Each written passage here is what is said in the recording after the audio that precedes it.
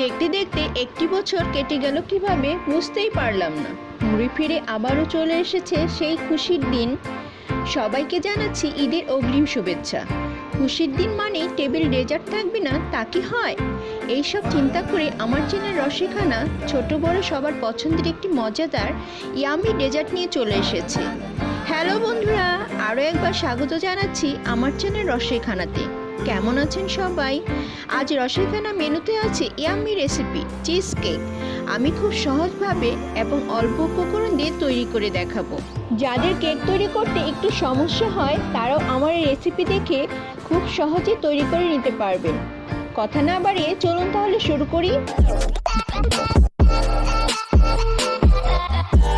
Cheese cake তৈরি করতে আমার যে জিনিসটি লাগবে তা হলো বিস্কিট।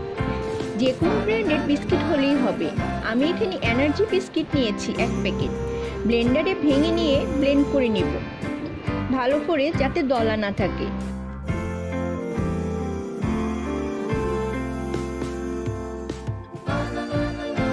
ব্লেন্ড করা হয়ে গেছে।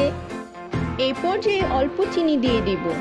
আপনারা চিনি না দিতে চাইলে না দিতে পারেন, কারণ বিস্কিটে মিষ্টি আছে, কিন্তু আমি এখানে অল্প চিনি ইউজ করব। 50 গ্রাম আখরোট নিয়েছি, দিয়ে দেব।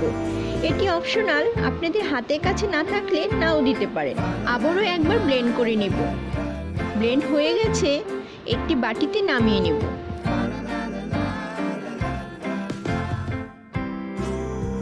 এখন 3 চামচ বাটার মেল্ট করে নিয়েছি, দিয়ে দিব। বিস্কুটের সাথে ভালোভাবে মিশিয়ে নেব।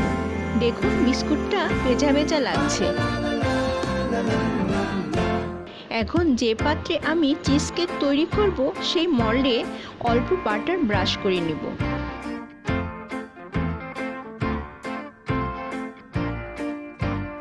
বিস্কুট দিয়ে একটি চামচ দিয়ে ছড়িয়ে নেব। তারপর চেপে একটা লেয়ার দিয়ে নেব। সাইডে একটু উঠিয়ে দেব, ঠিক এইভাবে। আপনারা দেখে নিশ্চয়ই বুঝতে পারছেন, সব সাইডে যেন সমানভাবে ছড়িয়ে যায়। হয়ে গেছে। এখন সেট হওয়ার জন্য 10 মিনিট ফ্রিজে রেখে দেব। ঠান্ডা হলে ভালোভাবে সেট হয়ে যাবে। এখন ভিতরে চিজটা রেডি করব। আমি এখানে 50 গ্রাম ক্রিম চিজ নিয়েছি। আপনারা বড় কনভিনিয়েন্স স্টোরে এটি কিনতে পারবেন। তাছাড়া ঘরে দুধ থেকে ছানা বানিয়ে ব্লেন্ডার জারে নিয়ে ব্লেন্ড করে নিতে পারেন, তাহলে তৈরি হয়ে যাবে ক্রিম চিজ। আমি আজ কিনে ইউজ করছি। একটি বিটার মেশিনে নিয়ে বিট করব। 1 মিনিট বিট করলাম। এই পর্যায়ে 1 কাপ কনডেন্স মিল্ক নিয়েছি, দিয়ে দিব।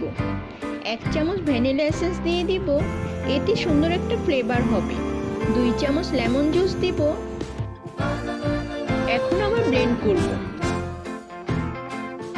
দেখুন কালারটা আস্তে আস্তে চেঞ্জ হয়ে যাচ্ছে। থামিয়ে নিয়ে সাইড থেকে নামিয়ে নেব। আবার বিট করব।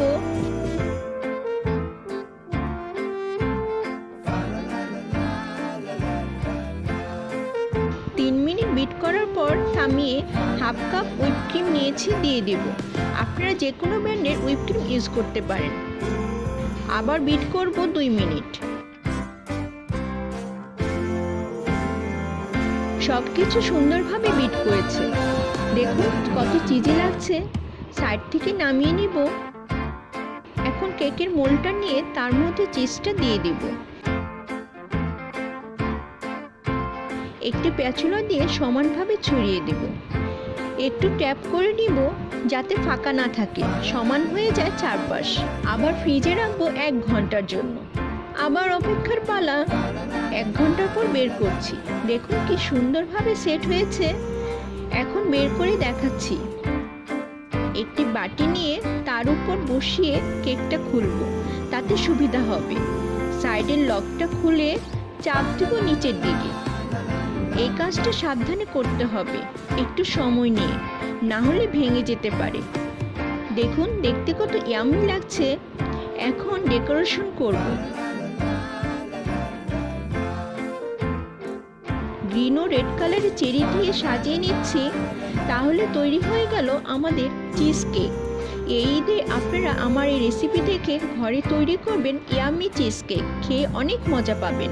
যারা এখনও আমার চ্যানেলটিকে সাবস্ক্রাইব করেননি তাদের অনুরোধ রইল সাবস্ক্রাইব করার এবং পাশে থাকা বেল আইকনটি ক্লিক করবেন যাতে আমার নতুন ধরনের রান্না আপনারা প্রথম দেখতে পারেন। আর যারা সাবস্ক্রাইব করেছেন তাদের ধন্যবাদ জানাই। যারা ফেসবুক পেজ থেকে দেখবেন তারা আমার পেজটিকে ফলো দিবেন। আপনারা ভিন্ন ধর্মীয় ইয়ামি কেক বাসায় তৈরি করবেন, খেয়ে কেমন লাগলো কমেন্ট করে জানাবেন। ভালো থাকবেন, সুস্থ থাকবেন।